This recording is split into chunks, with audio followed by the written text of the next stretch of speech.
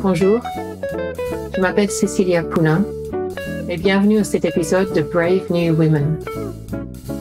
Partout dans le monde, il y a des femmes ordinaires qui font des choses extraordinaires. Ce podcast leur donne une plateforme et une voix.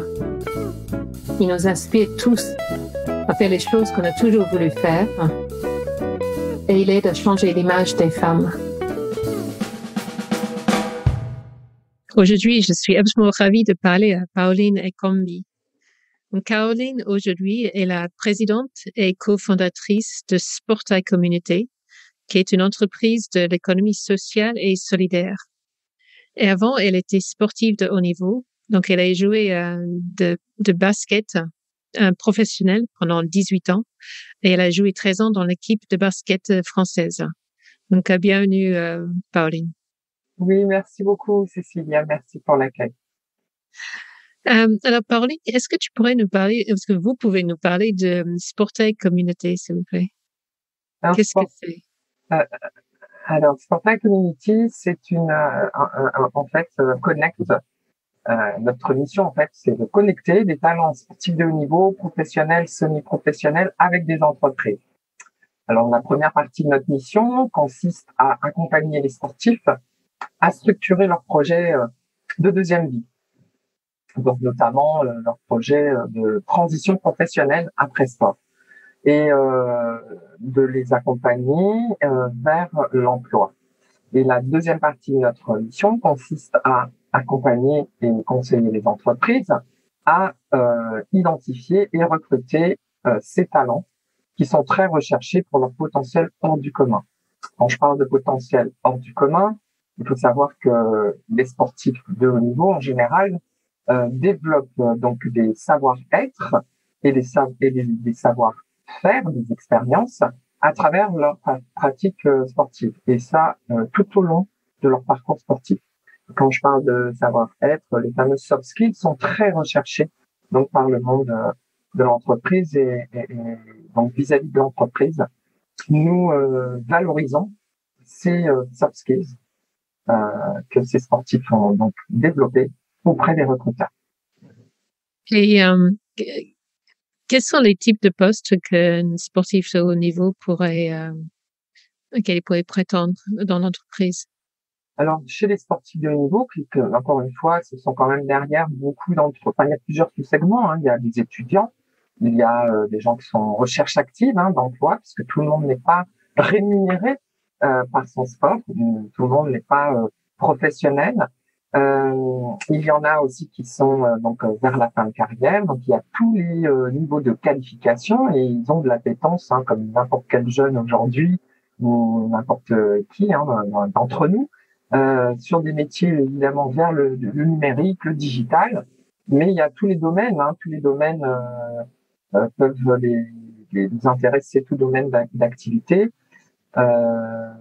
Ils ont des diplômes pour beaucoup d'entre eux en parallèle, parce qu'en parallèle de la carrière sportive, on a aussi des études jusqu'au bac, il y a des sport-études.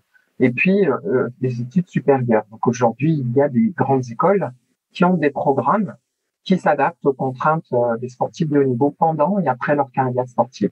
Donc en fait, on a de tout, tous les niveaux de qualification. Ça peut aller du CAP à Sciences Po, Harvard. On en a une joueuse aussi, jeune joueuse de basket qui a intégré Harvard à 15 ans après sa sortie de l'INSEP quand même. Mais bon, là, c'est une exceptionnelle QI assez très élevé. 121, je crois qu'elle avait de QI. Voilà, donc on a vraiment de tout, comme tous les jeunes aujourd'hui, comme dans la société civile, parce que derrière un sportif, c'est pas ce qu'il est défini, c'est une identité sociale. Et est-ce que vous avez des exemples très réussis de sportifs qui étaient placés dans les entreprises? Oui, on a quelques exemples. Par exemple, il y en a un qui a intégré un grand groupe qui dans la finance. Un autre qui a intégré un grand groupe aussi, donc en passant par dans l'hôtellerie de luxe. Une qui est passée justement chez une marque de luxe aussi, du groupe LVMH. Donc on a plusieurs, et d'autres qui vont intégrer le monde de l'immobilier. En ce moment, d'ailleurs, nous accompagnons Century 21, qui est le premier réseau de franchisés d'agences immobilières dans le monde, et puis qui recrute. Il y a 2 gros temps forts de recrutement dans l'année. Donc là, on lance la prochaine édition où là, ils recrutent plus de 500 000 candidats, et les sportifs les intéressent bien évidemment. Donc voilà, donc ça c'est vraiment, il y en a quand même quelques réussites, oui, tout à fait. Et ça demande quoi d'être un sportif de haut niveau? C'est quoi la vie de tous les jours d'un sportif de haut niveau? Du sport et du sport. Donc à la base, si je me fais, je vais parler de ma propre expérience. Bon, mais je pense il y a des points de convergence, et après on est quand même différents pour appréhender ça. Pour moi, au départ, à la base, c'était une passion. C'était une passion, et dès lors où c'était une passion qui nous habite. Pour moi, ça a été. Après, c'est devenu un métier, forcément, parce que quand on travaille, on doit travailler dur, c'est des sacrifices. Enfin, moi, j'ai du mal à parler de sacrifice quand il s'agit de passion. Je n'ai jamais vécu ma carrière sportive comme un sacrifice, mais comme une chance pour moi de pouvoir vivre de ma passion. J'ai pas vu passer le temps, et puis dans cette carrière, ça a été effectivement beaucoup de je dirais d'apprentissage aussi en parallèle du jeu. L'apprentissage, c'est des valeurs éducatives, donc ça a été un apprentissage. Ça m'a été un révélateur aussi pour moi de ma personnalité, parce que c'est aussi ça le sport, ça révèle, on se révèle à soi-même. Ça a été des expériences, ça a été des compétences dont je parle tout à l'heure, ça a été des amitiés, ça a été des voyages, ça a été des rencontres, ça a été une ouverture vers le monde, vers les autres. Ça a été des valeurs universelles, ça a été très épanouissant, je dirais. Voilà, ça a été fondateur, si je peux le dire comme ça. Et puis tout le reste, ben oui, un métier, un métier. Donc pour moi, j'en parlerai de cette façon-là, et puis je rajouterai aussi que ça a été aussi une opportunité, parce qu'à la base, je n'étais pas destinée à faire du sport de haut niveau. Mais ça s'est arrivé à moi, et je traversais un traumatisme difficile au tout début de cette carrière. Donc au départ, je dirais que j'ai été repéré pour intégrer l'INSEP, qui est un sport-études qu'on appelle la Terre des champions en France, où on forme la future élite des équipes de France. Donc moi, j'ai intégré en jeune, à 14 ans, et donc j'étais très heureuse de pouvoir vivre cette aventure que j'avais pas encore réalisé, que c'était du sport de haut niveau, mais ça me permettait donc dans un internat avec d'autres sportifs et d'autres sports, de pouvoir concilier cette passion et puis les études jusqu'au baccalauréat. Et malheureusement, dans la même année, je vis un drame. Et je vis un drame puisque je serai victime dans le courant de l'année d'inceste par mon père. Donc c'est pour ça que j'en parlerai différemment peut-être que d'autres, parce que chacun a un parcours aussi singulier, unique. Moi, pour moi, ça a été pour moi le sport un ticket, je dirais, vers ma liberté, mon autonomisation, on va dire. J'ai compris très tôt que c'était la seule moyen de m'en sortir de l'emprise malsaine de mes parents, puisque je dis mes parents parce que ma mère ne savait et n'a rien fait, malgré mes appels au secours. Malgré mes appels au secours aussi dans l'entourage, personne n'a rien fait. Donc j'ai vite compris que je n'avais plus le choix. Mon instinct de survie s'est développé d'un coup, et ça a été aussi ma rage, ma colère. Euh, en fait, le sport m'a permis de la canaliser, de la transformer en véritable outil de combat, de combativité. Et, euh, et voilà, et j'ai très vite compris vraiment qu'il fallait que je me donne à fond euh, pour pouvoir me libérer et puis aller suivre ma route à moi, mon chemin à moi. Voilà, à 18 ans, j'ai eu mon premier contrat professionnel. Je dirais même à 17 ans et demi, parce que j'étais un talent précoce. j'ai eu mon premier contrat professionnel et dans la même année, j'allais avoir mes 18 ans, donc j'ai pu me libérer et payer ma liberté, on va dire, me libérer de l'emprise physique parce que l'emprise psychologique, elle perdure à un long moment. Donc déjà au moins l'emprise physique de mes parents et puis voilà et puis j'ai eu la chance aussi de rencontrer des entraîneurs euh, qui m'ont beaucoup écouté avec beaucoup de bienveillance, beaucoup d'humanité euh, et qui m'ont permis de libérer ma parole euh, parce que j'avais cette écoute voilà bienveillante, sans jugement de leur part, à une époque où c'était extrêmement tabou dans les années 80, contrairement à maintenant. Et puis donc ça m'a aidé à pas sombrer. Ils m'ont aidé à pas sombrer. Mais c'est vrai qu'à l'époque où j'ai libéré ma parole, j'étais à deux doigts de vouloir mettre un terme à ma vie, tellement c'était très lourd ce que je vivais et insupportable. Voilà. Donc, mais leur écoute je dirais que leur écoute m'a sauvé la vie et le sport m'a aussi sauvé la vie. Donc voilà. Donc voilà, c'est pour ça que pour moi le sport j'en parlerai de cette façon-là, en tout cas. Ça a été Mm. vraiment Ce qui me frappe bénéfique. ce qui me frappe dans ce que vous dites, c'est que il y a un vrai contraste entre l'écoute que vous avez eu des entraîneurs qui, a priori, n'étaient pas du tout formés pour ça. C'était pas des thérapeutes, mais juste le fait qu'ils étaient là, qui vous écoutaient, que c'était vraiment sauvateur. C'est ça. Et le fait que dans votre propre entourage, avec les vrais appels à secours, il n'y avait pas d'écoute du tout. Non, bien au contraire, je dirais que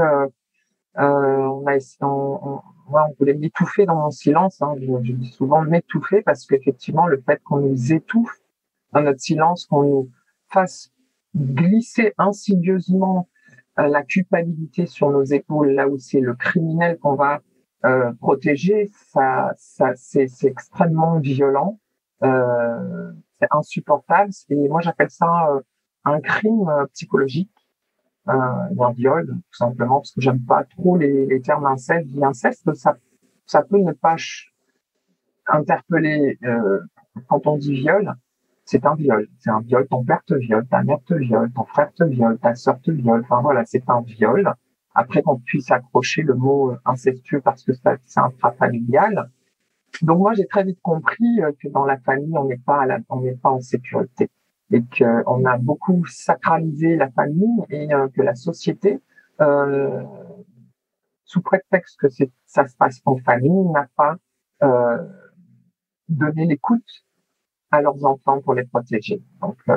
Et donc aujourd'hui, on parle souvent, on dit que la parole se libère. Moi, j'aimerais dire que c'est l'écoute qui se libère et non pas la parole. La parole, on a toujours parlé, on nous a étouffés dans notre silence. Et les premiers qui l'ont fait, c'est aussi la société. La société, c'est nous, c'est nous. Mm. Mm. Est-ce que dans votre entourage, vous travaillez avec d'autres filles victimes d'inceste? Est-ce que c'est quelque chose qui vous arrive? Vous connaissez, vous avez d'autres filles que vous soutenez?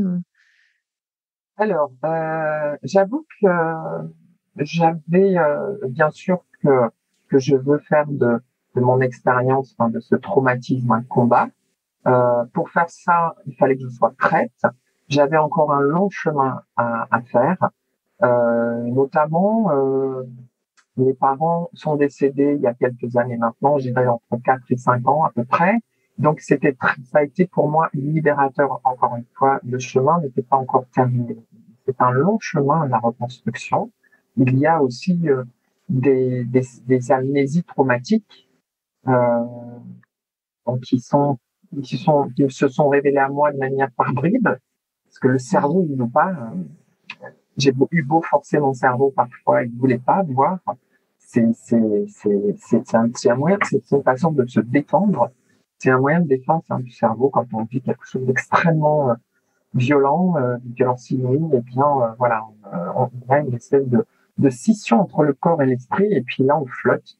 Et moi, je flottais, j'observais tout comme si j'étais spectatrice et que j'étais dissocié complètement entre mon corps et mon esprit. Donc mes parents décédés, j'étais déjà en train de faire toujours encore mon chemin de reconstruction, et je dois avouer que ça m'a libéré complètement.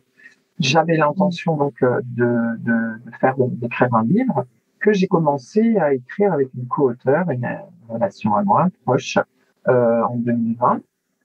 Et on avait déjà écrit la première base du manuscrit. Et puis une maison d'édition nous a recommandé de le retravailler. Donc, ce qu'on a fait, ce qu'on est en train de faire encore. Mais je suis sortie beaucoup plus tôt, prématurément de l'ombre, on va dire, en janvier 2021. Après, je pense que il y a la parole qui se libère, c'est vrai. Les émissions maintenant, des documentaires, des émissions qui passent à la télé, je me suis reconnue dans beaucoup de témoignages, mais en même temps, je me suis sentie tellement différente par rapport à ces personnes à qui on donnait la parole, dont beaucoup étaient encore dans cette phase de reconstruction.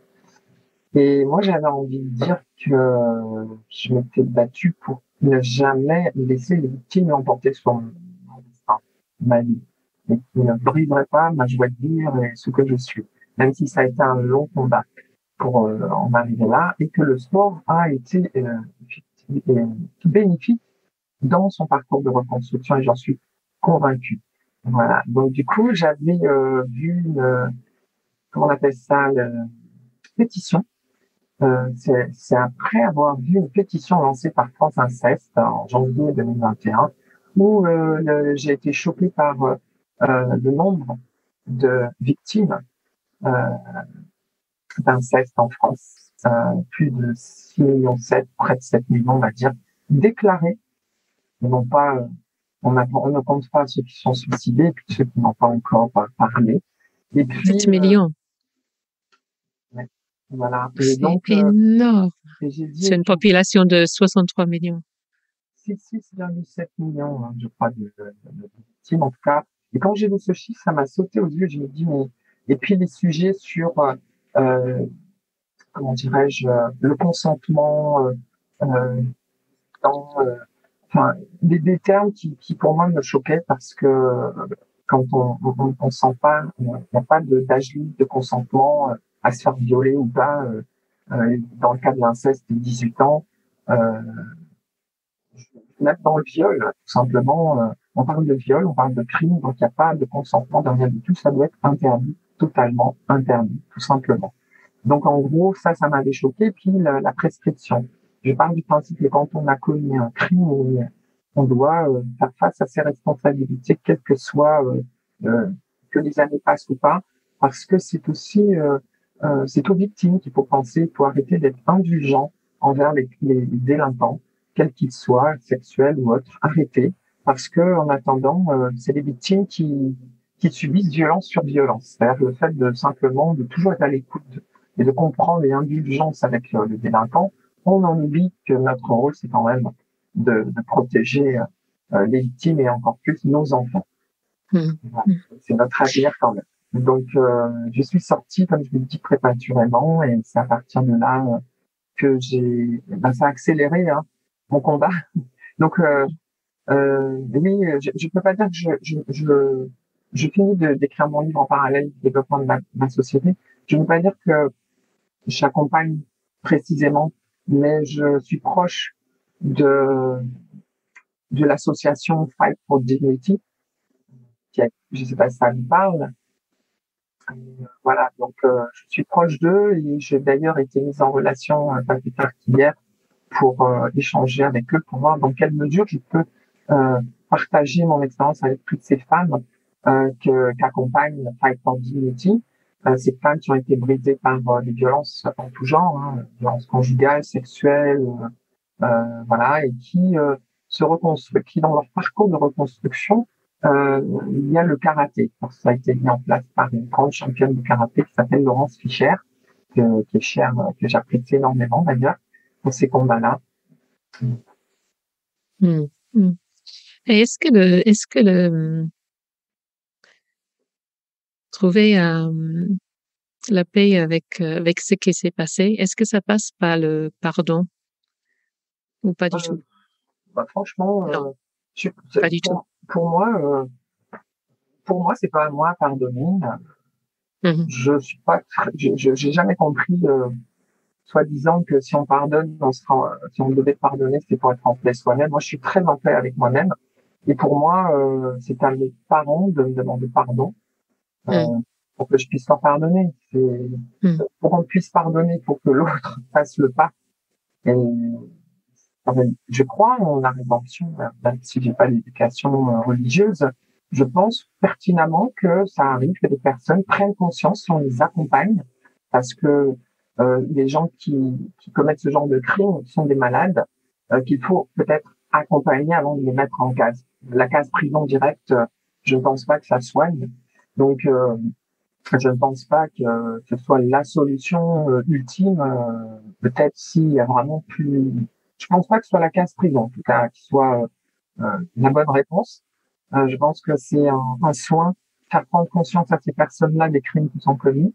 Et puis peut-être certains d'entre eux vont faire un peu comme ça se passe aux États-Unis. Vous savez, le redemption, on transforme son crime en action euh, pour quand on a pris conscience et on va prêcher la bonne parole auprès des autres pour se rendre utile.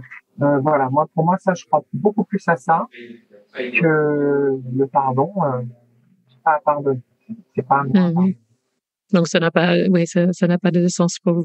Non. Ça passe pas par là. Ouais. Mhm. Mhm. Et quel était votre meilleur moment en tant que sportif? Alors, évidemment, j'allais dire les titres, les matchs, les victoires, les défaites, les émotions, le partage partager tout ça avec les coéquipières, le public, des émotions uniques. Euh, je dirais que c'est tout ça en même temps, quoi. C'est pour moi, ça a été. Et puis le meilleur moment, c'est quand je me retourne et que je me dis, t'as réussi à t'en sortir. Tu Mhm. viens de loin, tu as réussi à t'en sortir. Donc, Mhm. je regarde plutôt ça comme ça, moi. C'est grâce à, tu as réussi à t'accrocher, tu t'as pas lâché, tu t'es battu jusqu'au bout comme une vraie guerrière. Tu as très vite compris que dans la vie, compte tenu aussi des circonstances, à un moment donné, c'est où tu es sur vague ou tu te fous en l'air, quoi. C'est tout. Il y a pas où ta vie, ça va être la merde. Excusez-moi le terme. J'ai pas envie d'être que ma vie qui va être très longue, soit pathétique ou triste, quoi. Donc, il faut se battre et mon meilleur souvenir, c'est de pouvoir me retourner sur tout ça et me dire j'ai réussi à durer, j'ai réussi mon combat, j'ai réussi à m'en sortir, à me construire, à me reconstruire. Gagné une famille de cœur, des amis formidables, des anciennes coéquipières, des souvenirs, même des anciennes coéquipières qui sont en équipe de France ou même d'autres pays. Hein, c'est des amitiés durables. Voilà, je pourrais dire que c'est tout ça à la fois. Et moi, ce que j'entends, c'est que pas seulement que le sport vous a sauvé, mais que c'est ce qui vous est arrivé à 14 ans. En fait, c'était vraiment moteur dans le sport. Et quelque Aussi. part, c'était quelque chose qui vous servait. Oui, parce que j'avais la rage. Alors, Oui. j'aime bien dire j'avais la rage des banlieusards, parce que j'ai grandi, comme on dit, dans le 9-3, en Seine-Saint-Denis. À Stein, il y a la Courneuve, ça a été les premières années. Donc, j'avais la rage des banlieusards, comme on dit, qui ont faim, qui rêvent, qui ont des rêves, et qui vont tout faire pour se sortir d'une condition pour aller vers une autre. Ça, c'est vrai. Donc, j'avais tous mes rêves, et en plus de ça, j'avais la colère de ce qui m'était arrivé, de mon trauma, et j'en ai la rage, j'étais enragée, on va dire. Rebelle, Mm. enragée, j'en voulais au monde entier. J'en voulais aux Mm. adultes surtout. Donc, effectivement, le sport a su canaliser cette rage et la transformer en de valeurs de combativité. Voilà. Mm. Moi, je trouve que c'est fabuleux de voir comment vous avez transformé quelque chose de très douloureux en une énorme réussite. Et ensuite, vous avez transformé ça dans Sportail Community pour aider d'autres qui sont qui sont les sportifs de haut niveau qui après peuvent continuer leur carrière professionnelle et leur parcours de vie. Donc je trouve que il y a une vraie logique dans tout ce que vous avez vécu. Ouais. Oui, parce qu'en fait c'est mon histoire. En fait, c'est vrai que souvent c'est des rêves que j'avais quand j'ai intégré le sport-études. Je savais déjà, j'avais déjà allez, on va dire ma feuille de route bien tracée. Je savais exactement où je voulais aller, comment j'allais y aller. Et chaque jour, j'atteignais un objectif, toujours. Et je travaillais dur. Encore une fois, quand c'est une passion, quand on sait qu'on a un rêve, quand on est habité, on va dire animé par une passion, un rêve, et qu'on y croit fortement. Il y a eu des moments difficiles, mais on les oublie vite parce que parfois il faut passer par des moments difficiles et même des échecs qui sont. D'ailleurs, on réussit grâce aux échecs aussi. Et souvent, on en parle très peu de ça, mais il y a eu des échecs qui étaient. Je ne sais pas si on peut parler d'échecs. Ce terme-là, il ne devrait même pas exister. Ce sont des enseignements, en fait. J'appelle ça plutôt des enseignements qui nous permettent donc de faire le point, de se remettre en question et de continuer, de performer et de s'améliorer à chaque fois. Si on a compris ça, on affronte. On doit affronter même les moments les plus difficiles. Il faut savoir se poser, s'arrêter et pas les fuir. Au contraire, il faut affronter. Il faut affronter. Même quand on sait qu'on va avoir mal, c'est mental en fait. Il faut l'intégrer, il faut l'analyser et se dire bon, ça va faire mal peut-être quelque temps, mais on va s'en sortir parce que on a la volonté, le feu pour de la vie, on va dire. C'est le feu de la vie, moi j'aime bien dire ça. Donc ouais, c'est. Moi, j'adore cette idée pas de dire échec, mais de dire enseignement. Moi, je trouve que c'est très fort comme mot. Pauline, juste comme on va commencer arriver à la terme de cet entretien. Est-ce qu'il y a quelque chose que vous avez à dire de plus aux gens qui écoutent? Est-ce qu'il y a quelque chose qu'on a oublié de dire? Est-ce que vous avez un message pour les gens qui écoutent? Quoi que ce soit. Donc, je pourrais dire aussi, oui, c'est vrai, accrochez-vous à vos rêves, n'écoutez pas les autres, écoutez votre petite voix intérieure, mais ça, on l'entend maintenant de plus en plus, donc j'avais pas l'impression d'être vraiment, que ce soit vraiment exceptionnel, mais je cherche pas non plus à être exceptionnel. Croyez en vous, croyez en vos rêves, si je parle juste de mon expérience que je peux partager, et puis la bienveillance, soyez bienveillant avec vous-même aussi, parce que c'est important, la bienveillance avec soi-même pour pouvoir l'être avec les autres. Soyez pas dépendant des autres même pour vous dire que vous êtes bien. C'est vrai que l'autre c'est notre miroir, c'est vrai, mais on cherche toujours l'approbation dans l'œil de l'autre. J'avoue que, allez, je dirais que moi j'ai suivi plutôt mes convictions que les injonctions. Voilà, donc ça a peut-être été aussi ma force. De passer au-delà de tous ces injonctions, notamment moi j'avais la taille, j'étais pas dans les critères, dans les normes, dans les années 80, mètre 85, métisse, grande, sportive. J'ai connu tous les clichés, là j'ai entendu tous les clichés, mais qu'est-ce que j'en avais rien à faire en fait, parce que je me suis accrochée à mes convictions avant même les injonctions. Donc, est-ce que ça peut être utile comme conseil? Je l'espère. En tout cas, si ça peut être utile à certains de nos auditeurs ou auditrices, écoutez, je serais ravie. Ouais, j'en suis sûre. J'en suis sûre. Bon, merci beaucoup, Pauline, pour ce partage tellement ouvert et vulnérable. Vous avez une vie très remplie et très atypique. Ouais. Donc, c'est super. Merci beaucoup. Merci beaucoup, Cécilia. Merci à vous aussi. J'espère que cet épisode de Brave New Women vous a bien plu. Si vous êtes une femme, Parfois, vous manquez un peu de confiance en vous, ou vous souhaitez avoir plus d'impact. S'il vous plaît, n'hésitez pas à me contacter. Vous pouvez me retrouver sur LinkedIn, sur la page Facebook de Brave New Women ou sur mon site web. Merci pour votre écoute.